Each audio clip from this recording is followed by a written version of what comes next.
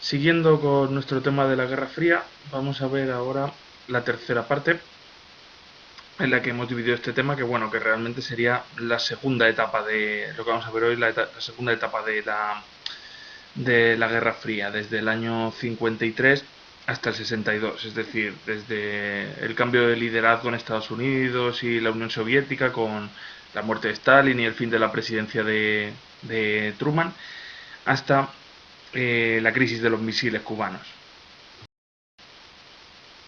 Que precisamente ahí tenéis en esta caricatura un poco es una caricatura hecha a raíz de esa crisis de los misiles, ¿no? O sea, aparece Estados Unidos, o sea, representado por Kennedy en estos momentos, sentado sobre la bomba de hidrógeno de la Unión Soviética y Khrushchev sentado sobre la bomba de hidrógeno de Estados Unidos, ¿no?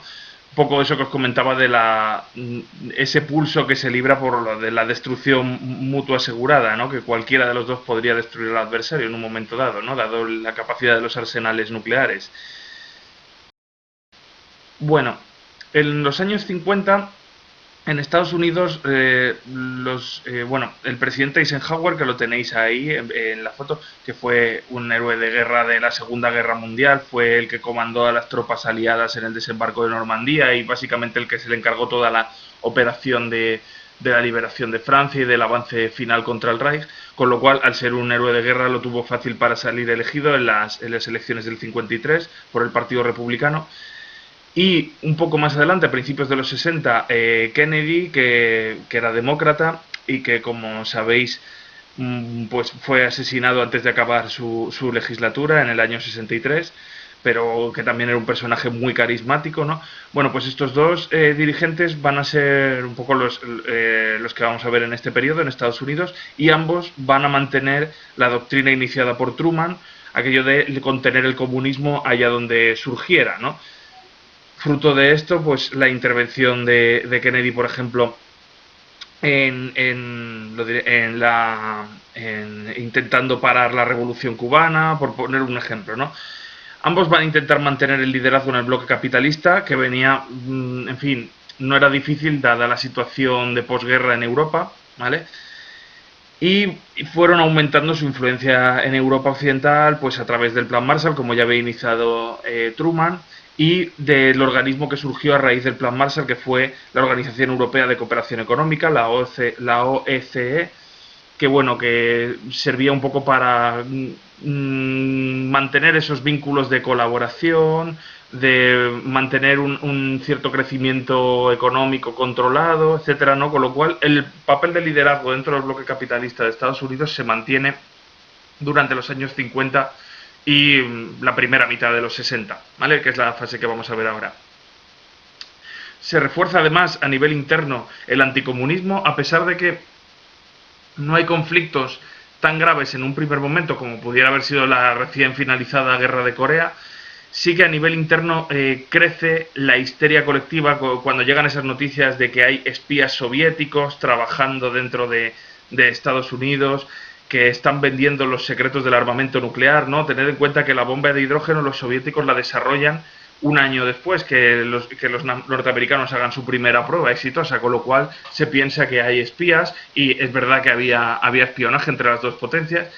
Y bueno, el comunismo se convierte, pues, por así decirlo, en los sectores más conservadores el comunismo se ve como la bestia negra, o bestia roja, mejor dicho, a abatir en estos momentos, y hay una auténtica paranoia con, pues eso, con el temor rojo, como se había llamado esto tiempo atrás, pues ahora pues esa obsesión con que los comunistas están intentando desarrollar actividades antiamericanas, perdón, trabajando para el enemigo. Esto dio lugar a la caza de brujas del macartismo, que ahora lo vamos a ver. Y en estos momentos también se refuerza, aparte de la carrera armamentística, que claramente crece en los años 50, de la producción de armamento nuclear, también se refuerzan las alianzas militares con otros países, ¿no? La más importante de ellas ya se había creado en el periodo anterior con la OTAN, pero surgen otras nuevas y también pactos bilaterales, ¿no? Intentando reforzar el bloque, ¿no? Quizá es esta época de los años 50 y hasta el año 62 es quizá lo que más nos viene a la mente cuando hablamos de la Guerra Fría, porque es cuando más activo estaban todos los parámetros, digamos, de la Guerra Fría. Respecto a lo que os comentaba antes de la caza de brujas, la caza de brujas es el nombre que recibió todo el movimiento de represión de la izquierda dentro de Norteamérica, que llegó a su culmen sobre todo en la década de los 50, cuando el senador McCarthy, un declarado anticomunista y, en fin, un hombre de ideas muy a la derecha del Partido Republicano, en fin, si me permitís, prácticamente fascistas, muchas de esas ideas, pues empieza a señalar a todos aquellos que considera enemigos de América, pues por eso, por sus actividades al servicio de la revolución, del socialismo, etcétera. Y además es que en muchos casos ni siquiera eran comunistas, ni siquiera eran socialistas, simplemente tenían una mentalidad algo más progresista o más crítica con lo que estaba haciendo su gobierno, pero se creó un clima de histeria absoluta fomentado por el senador McCarthy y otros grupos de presión mediática, política, etcétera, que empezaron a hablar, pues eso, de una previsible invasión del país por parte de la Unión Soviética, apoyándose en los comunistas que había dentro de Estados Unidos, que trabajaban para el enemigo, que querían acabar con él. Y esto sirvió para señalar a todos aquellos que incomodaban a los poderes públicos. Pues, por ejemplo, hubo una gran purga dentro de Hollywood. Muchos actores, en Hollywood también algunos escritores, etcétera, perdieron su trabajo, no fueron contratados porque fueron señalados públicamente en televisión, en la prensa, por McCarthy y por sus círculos más cercanos, ¿no? Así que bueno, ahí tenéis una imagen de hasta dónde llegó el periodo, de la gente pues saliendo a manifestarse con esas pancartas de antes muerto que rojo, digamos, ¿no? Better dead than red. Así que bueno, esta caza de brujas se le llamó así pues debido al parecido que tenía pues con la persecución de colectivos, como pues eso, como la caza de brujerías, ese fanatismo, ¿no? Se asociaba a ese fanatismo que había habido pues en periodos de la historia medieval europea, ¿no? Cuando se perseguían a brujas para llevarlas a la hoguera, pues lo mismo pero ahora con los comunistas.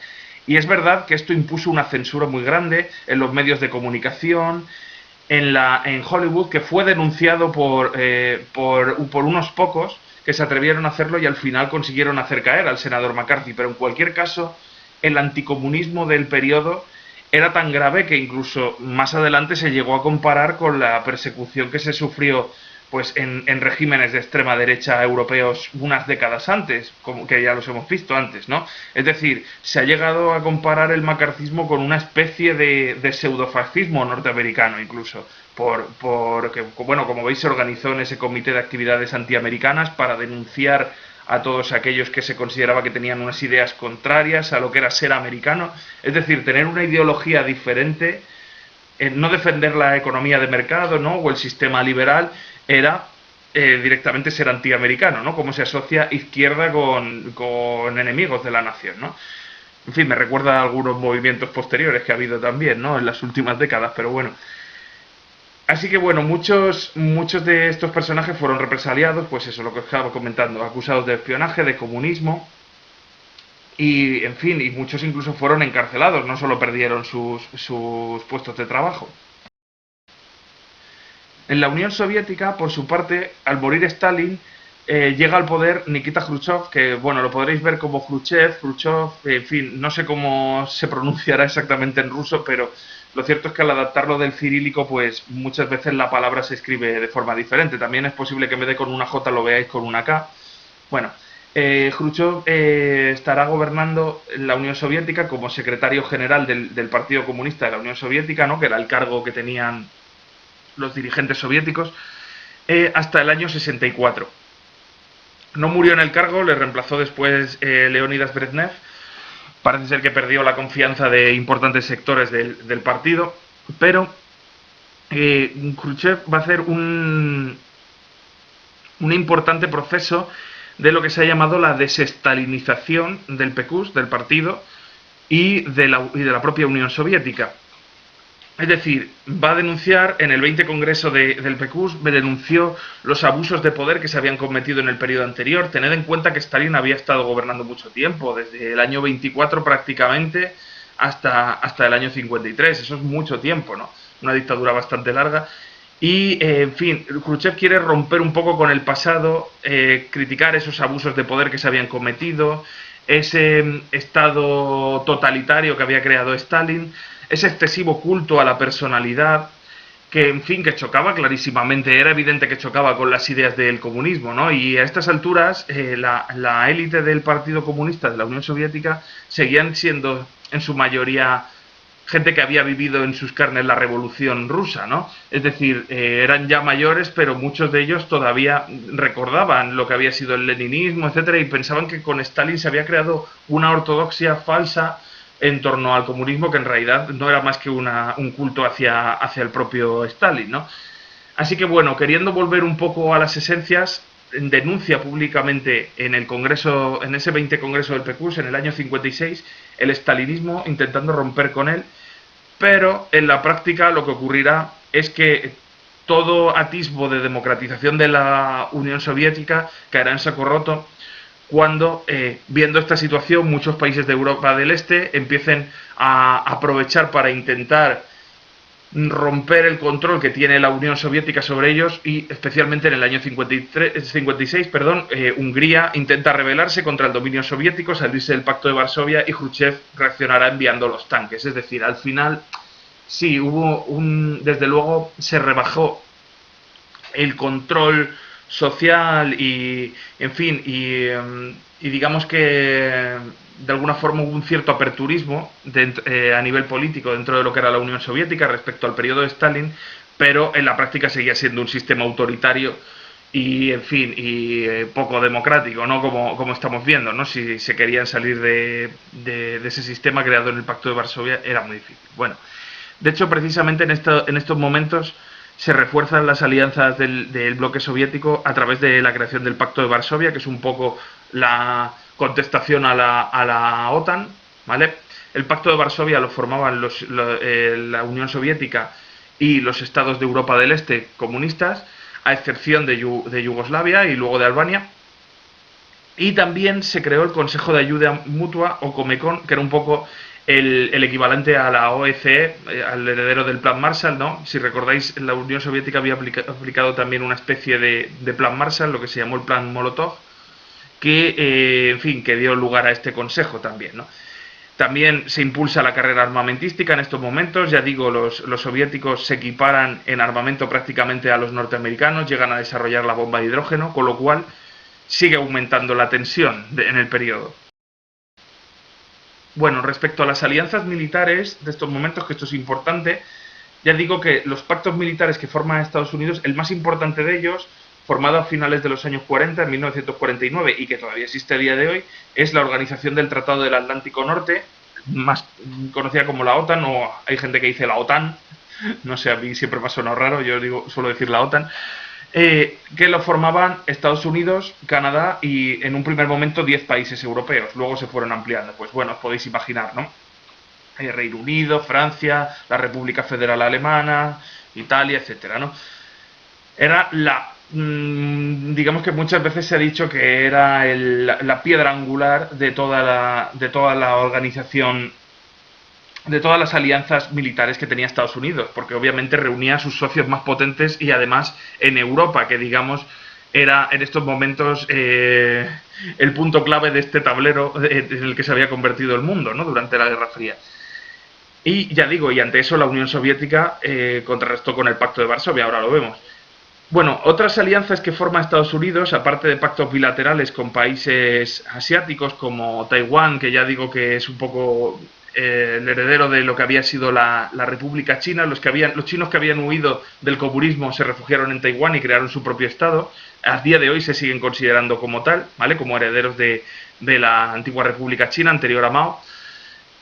Japón, por ejemplo, que había sido destrozado por los americanos durante la Segunda Guerra Mundial y ocupado después, pero que los americanos logran tenerlo como aliado desde entonces en el Pacífico. De hecho, incluso actualmente las relaciones entre Japón y Estados Unidos y otros países como Corea del Sur, ¿no? En el Pacífico siguen siendo muy importantes frente al eje que puedan formar, pues, Rusia, China o Corea del Norte, ¿no? Eso viene de esta época, pero de alguna forma, cada vez más diluido, se mantiene a día de hoy, ¿vale?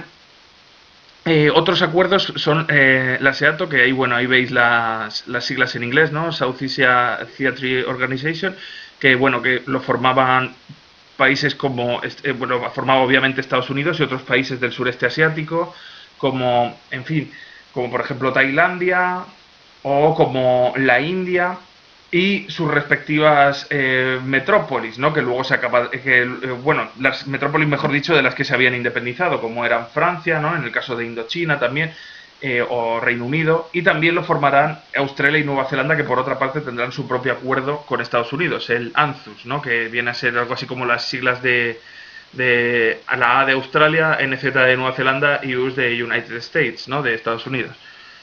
Respecto a la Unión Soviética, el principal pacto, aparte de otros acuerdos bilaterales, una matización, acuerdos bilaterales sabéis que son pues acuerdos entre dos, digamos, ¿no? Entre uno y otro, sin necesidad de formar una alianza de varios miembros, ¿no? Sino pactos,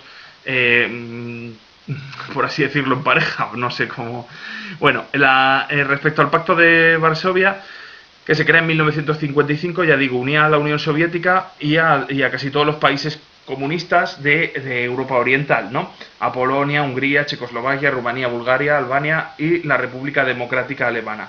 Albania se saldrá del Pacto de Varsovia, será el único país que se salga antes de la caída del bloque soviético. Albania se saldrá en los años 60, otros lo intentarán, como Hungría, y fracasará en el año 56, o Checoslovaquia en el 68, que también fracasará, y el Pacto de Varsovia se mantendrá hasta el año 89, cuando acaba la Guerra Fría, vamos. Yugoslavia es el único país comunista que no se adscribe al Pacto de Varsovia. La Yugoslavia del Mariscal Tito tenía la suficiente fuerza y entidad propia como para poder mantener una alianza con la Unión Soviética, pero sin quedar subyugada a ella. Del mismo modo que ocurrió con China, con la China de Mao, o, bueno, con Corea del Norte, podríamos decir, ¿no? Que también forman pactos con la Unión Soviética, junto a otros estados comunistas que irán surgiendo más adelante, ¿no? Como Cuba o como Vietnam del Norte, etcétera. Decir que, bueno, que a pesar de que esto parece como una alianza, bueno, en realidad la China de Mao empezará a desligarse poco a poco. Después de la llegada de Khrushchev al poder, empezará Mao a desligarse cada vez más de la Unión Soviética por la condena que hace Khrushchev del estalinismo. Digamos que las relaciones que fueron buenas entre Mao y Stalin, pues esas relaciones entre China y la Unión Soviética se empiezan a diluir tras la llegada de Khrushchev. Y algo parecido ocurre con Yugoslavia también. Pero bueno, eso lo veremos mejor en la siguiente parte.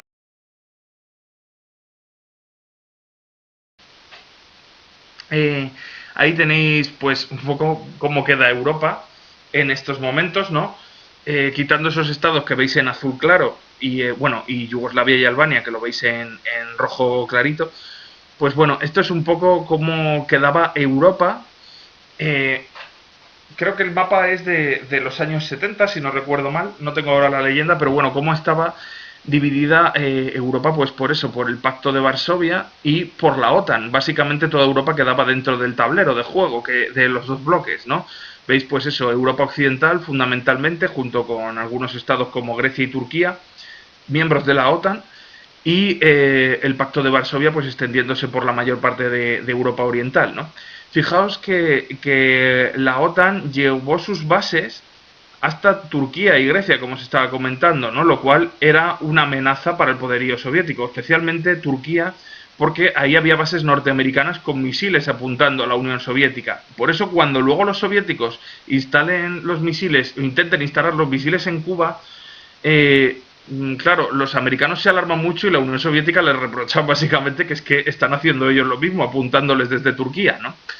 Y bueno, desde luego el punto más caliente quizá de Europa, como se puede ver en el propio mapa, Alemania, ¿no? Que ha quedado dividida en dos, y Berlín, que está está al otro lado del pacto, del telón de acero, como se conocía en Occidente, a esa separación que veis ahí, esa línea roja que separaba la OTAN del pacto de Varsovia, ¿no? Bueno, respecto a la carrera armamentística en estos momentos, la Unión Soviética, esto ya lo hemos ido comentando, así que lo veo un poquito más rápido, como ya os he dicho, desarrolló su primer armamento atómico en el 49 Entre el 51 y el 52 Estados Unidos crea el primer armamento termonuclear, ¿vale? Yo la verdad es que no entiendo demasiado de los pormenores de las bombas, pero bueno, por lo que estuve leyendo un poco, es un armamento mucho más, que produce una reacción mucho más poderosa, que libera muchísimos más megatones de energía, y que ahí tenéis, en fin, una de las pruebas que se hizo con la primera bomba de hidrógeno que se lanzó, y que bueno, Estados Unidos la desarrolló entre el 51 y el 52, y en el 53 ya la tenía también la Unión Soviética, con lo cual iban prácticamente a la par en cuanto a desarrollo tecnológico y armamentístico, las dos superpotencias, ¿vale? Y además, en la carrera espacial, incluso la Unión Soviética se adelantó a Estados Unidos poniendo en órbita el primer satélite artificial de la historia, que es el que se conoció como el Sputnik, que de alguna forma era una muestra del prestigio y del desarrollo económico de la ciencia soviética, y también era una forma de decir, aquí estamos nosotros, ¿no?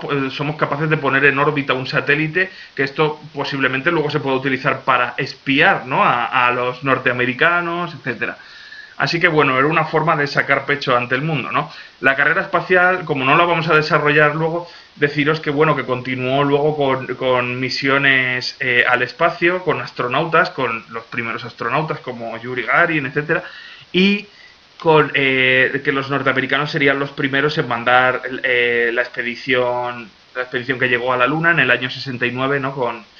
Comandada por Neil Armstrong, como sabéis, ¿vale? Eso no me voy a meter en verlo porque este tema es que es bastante amplio y, bueno, hay cosas que tengo que dejar un poco en el tintero. En el año 56 surge el primer conflicto de esta etapa de la Guerra Fría, que más que un conflicto entre las potencias, en el 56 hay una doble crisis. Por un lado, en el bloque occidental, lo que se conoció como la crisis de Suez, y por otro lado, en el bloque oriental, lo que se conoció como pues la crisis de Hungría, o la rebelión húngara, ¿vale? Que de alguna forma lo que hicieron fue debilitar un poco el liderazgo, el hiperliderazgo que tenían las dos superpotencias en sus respectivos bloques. Bueno, Suez, como sabéis, el canal de Suez está en Egipto, y desde tiempo atrás, bueno, desde el siglo XIX, había estado controlado por británicos y por franceses desde la época de Napoleón III. Era un punto clave para la navegación hacia Asia en la época colonial, como sabéis, ¿no? Para conectar las metrópolis con sus respectivos imperios coloniales.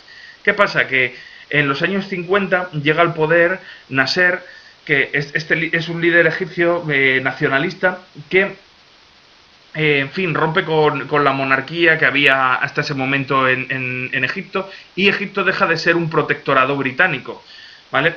Egipto deja de ser un protectorado británico, y Nasser, con un programa nacionalista de grandes obras públicas, como por ejemplo la construcción de la presa de Asuán, que es muy famosa por la implicación que tuvo en la arqueología egipcia. Si os interesa todo el tema de la arqueología del Antiguo Egipto, buscad información sobre toda la construcción de la presa de Asuán y la inundación que esto provocó, y cómo se rescataron muchos de los templos del Nilo, que bueno, está relacionado con la misión española que participó ahí, que luego Nasser le dio a España pues el templo de Devot, ¿no? El que está en Madrid. Pero bueno, sin irme más del tema, que al final me acabo yendo, lo que os decía, Nasser lleva a cabo un programa nacionalista de grandes obras y de intentar limitar la influencia extranjera que todavía se mantenía en Egipto, y para ello va a nacionalizar el canal de Suez, que todavía estaba en manos de empresas británicas y francesas, ¿no? del estado, de esos respectivos estados. Y Francia y Reino Unido, siguiendo prácticas coloniales de otros tiempos, lo que hacen es enviar a su ejército y, mediante una operación de paracaidistas, expulsar de Suez a los egipcios y recuperar el control. Esto fue criticado por la comunidad internacional y por la ONU, y viendo que Nasser en estos momentos se acerca al bloque soviético y pide apoyo a la Unión Soviética, que amenaza además con intervenir para poner en su sitio a franceses y británicos. Ante esta amenaza de la Unión Soviética, franceses y británicos se dan cuenta de que no pueden hacer frente a un ataque de la Unión Soviética, que Francia y Reino Unido ya no son las potencias que eran antaño, ¿no? Y piden apoyo a Estados Unidos para que salga en su defensa. Y Estados Unidos, decide que nada se le ha perdido en Suez y que no va a provocar a la Unión Soviética, no va a provocar una guerra por lo que digan estos dos, por lo que digan Francia y Egipto, ¿no? Así que Francia y Reino Unido, perdón. Así que les insta a que retiren tropas en calidad de aliados de la OTAN, les obliga a que retiren sus tropas de Egipto y que dejen a Nasser nacionalizar el canal, ¿no? Ante esto, no les queda más remedio a franceses y a británicos que agachar la cabeza y darle la razón a Estados Unidos e irse, ¿no? Esto demostró el papel decisivo que tenían ambas superpotencias en sus respectivas zonas, ¿no? Es decir, ante una amenaza de la Unión Soviética, nada podían hacer pues países que hasta ese momento habían sido grandes potencias como Reino Unido o Francia, grandes potencias a nivel militar, quiero decir, y además ante las órdenes que daba Estados Unidos los dos tenían que cumplir, ¿no? Con lo cual la crisis de Suez evidenció que el mundo estaba dividido en dos bloques liderados por dos agentes fundamentales, ¿no?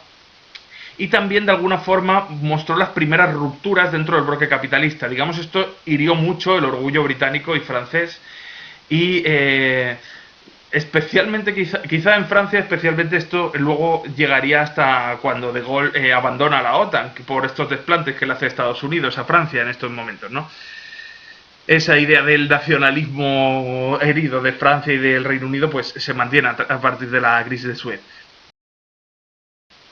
Y en el año 56 también surgen algunas grietas en el bloque soviético. Después de la desestalinización que había defendido Khrushchev, pues bueno, como ya os he dicho, la China de Mao se empieza a desligar de la Unión Soviética cada vez más. También, bueno, esto es por puro oportunismo. Mao pretendía tener su voz propia en el mundo y liderar un modelo de comunismo alternativo, ¿no? El maoísmo, basado en las ideas de Lenin y de Stalin, pero con más énfasis en la revolución campesina, etcétera. Y bueno, ya digo, no es tanto por una cuestión de principios, que también, sino también por una cuestión de intentar liderar, de alguna forma convertirse en un modelo diferente al de la Unión Soviética dentro de Asia, ¿no? Bueno, la desestalinización provocó eso y provocó que algunos países de Europa Oriental intentaran desvincularse de la Unión Soviética. Por ejemplo, hubo una huelga general en Alemania en 1953, en Alemania Oriental, que fue aplastada por la Unión Soviética. Si no recuerdo mal, en estos momentos todavía estaba Stalin, pero no me hagáis mucho caso. Y lo mismo ocurrirá con la revuelta de Hungría en 1956, ¿vale? Ahí tenéis una foto de la revuelta de Hungría. La segunda foto, la de la derecha, es el primitivo muro de Berlín, ¿vale? Que en ese momento era una alambrada mucho más, en fin, más austera, digamos. Y a la izquierda tenéis una imagen de la revuelta húngara en las calles de Budapest, cómo se asaltó una efigie de Stalin y se le corta la cabeza, ¿no? Como forma de rebelión contra la Unión Soviética. Bueno, pues esa revuelta húngara, esa revolución, más que una revuelta, es una auténtica revolución, lo que hubo en Hungría, llevó al poder a Imre Nagy, que intentó,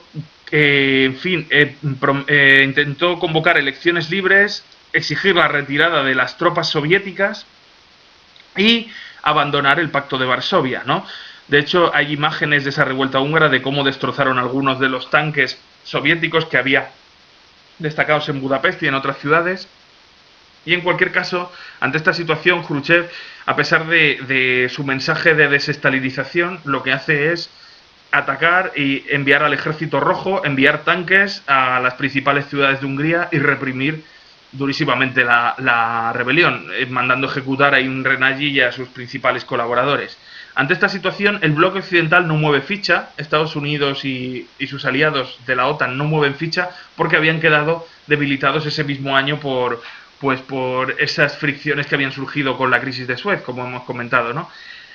Así que bueno, digamos que el ejército soviético campa a sus anchas sin prácticamente condena internacional por Hungría y reprime esta revolución. Pero, sin embargo, esto sí que va a tener unas consecuencias posteriores. En un primer momento se va a poner en tela de juicio esa desestalinización que había anunciado Khrushchev, ¿no? Se ve que se mantienen prácticas de tiempos antiguos, ¿no? Y que la vieja guardia sigue muy presente.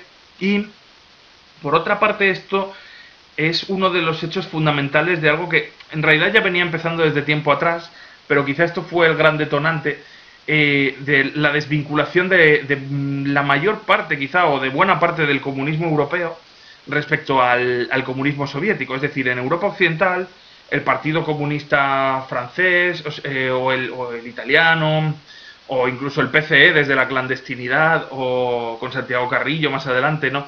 O yo qué sé, los comunistas británicos empiezan cada vez más a desvincularse de la Unión Soviética, a la que ven cada vez más como un estado imperialista dentro de esta política de bloques y que poco tiene que ver su actuación con lo que es el comunismo, ¿no? El comunismo marxista, digamos, en un sentido clásico.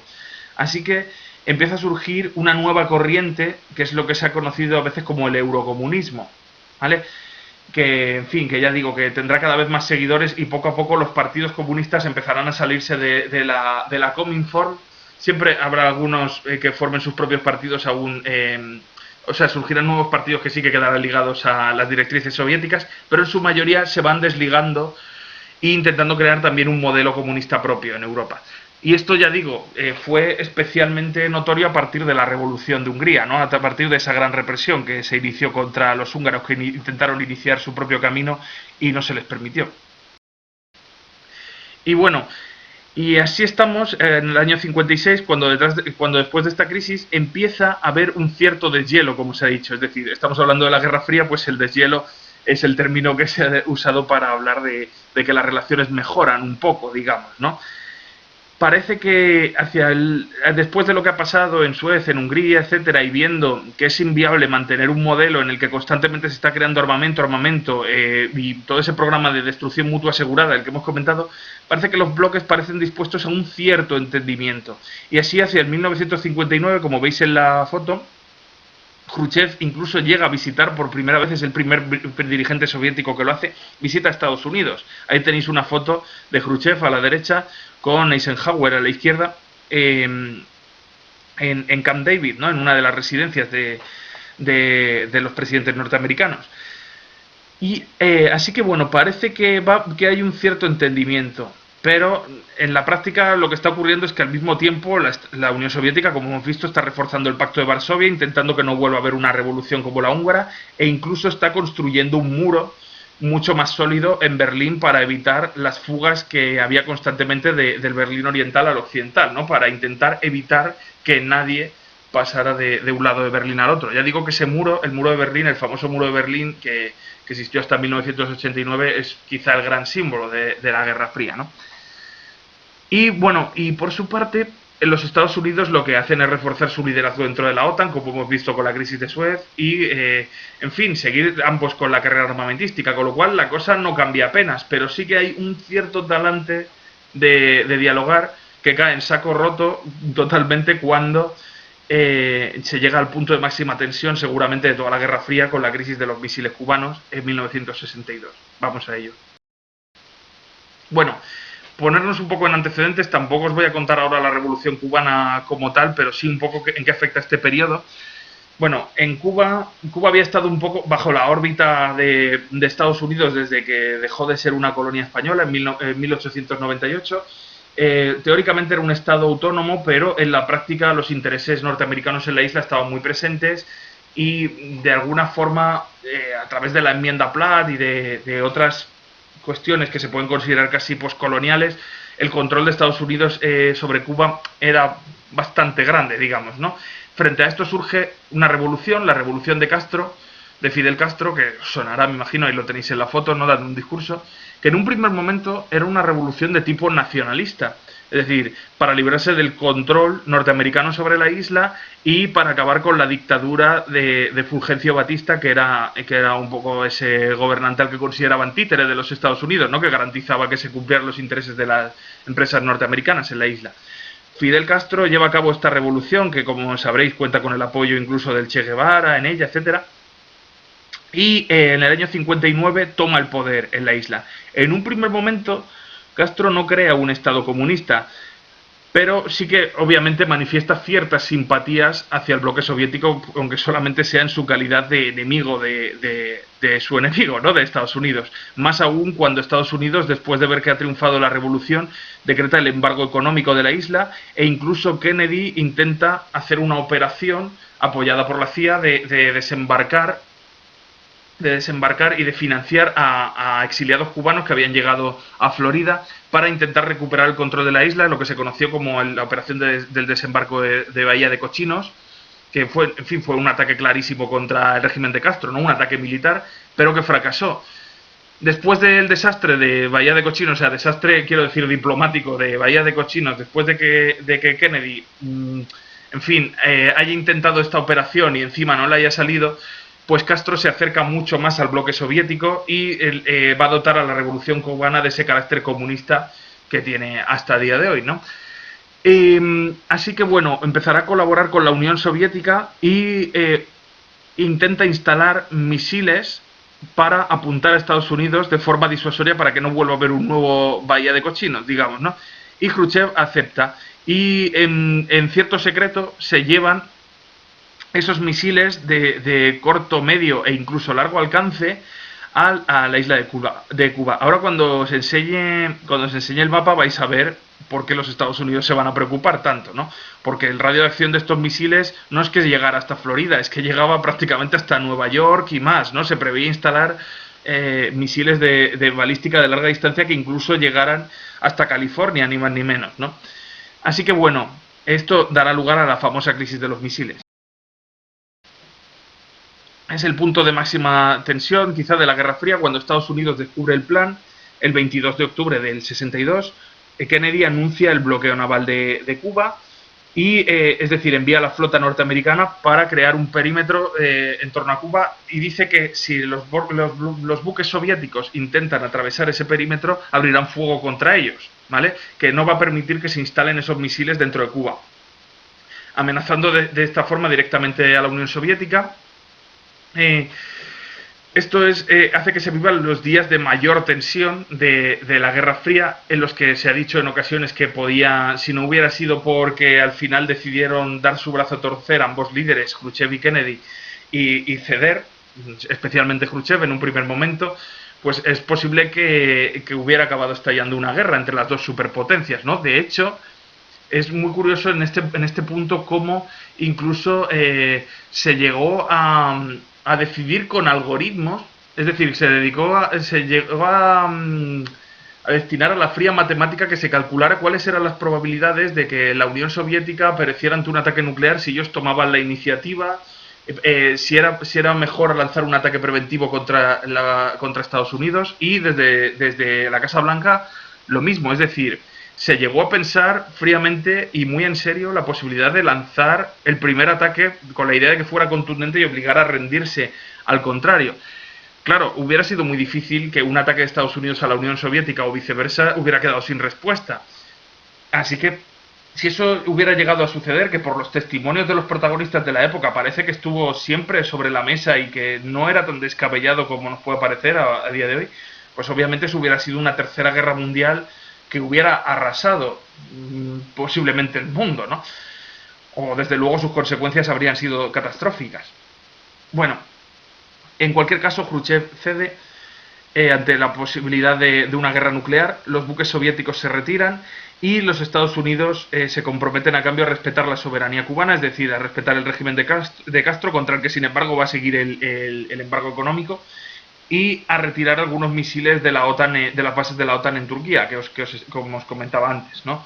Después de esto empieza el verdadero deshielo, cuando una etapa ya, el resto de los años 60 empezará una etapa de mucha mejor relación entre las dos superpotencias. A ver, de una relación más cordial, quiero decir, lo que se ha llamado la coexistencia pacífica, con una comunicación directa entre ambos, lo que se ha llamado el teléfono rojo, que en realidad no era un teléfono, pero bueno, en fin, que era una vía de comunicación directa entre el Kremlin, que es, en fin, donde está el gobierno ruso, y la Casa Blanca.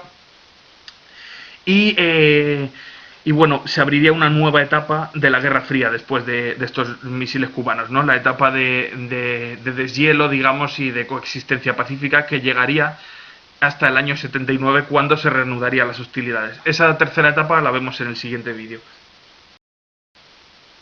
Bueno, antes de nada ahí tenéis, antes de cerrar, perdón, tenéis el radio de alcance de los misiles que se iban a instalar en Cuba, ¿no? Como llegaban no solamente a Florida y a muchas ciudades de la costa este de Estados Unidos, sino prácticamente a todo el país. Incluso se pensaban instalar más adelante otros de larga distancia que posiblemente llegaran hacia la costa oeste, incluso, ¿no? Que podrían arrasar todo Estados Unidos. Bueno, ahora sí, lo dejamos.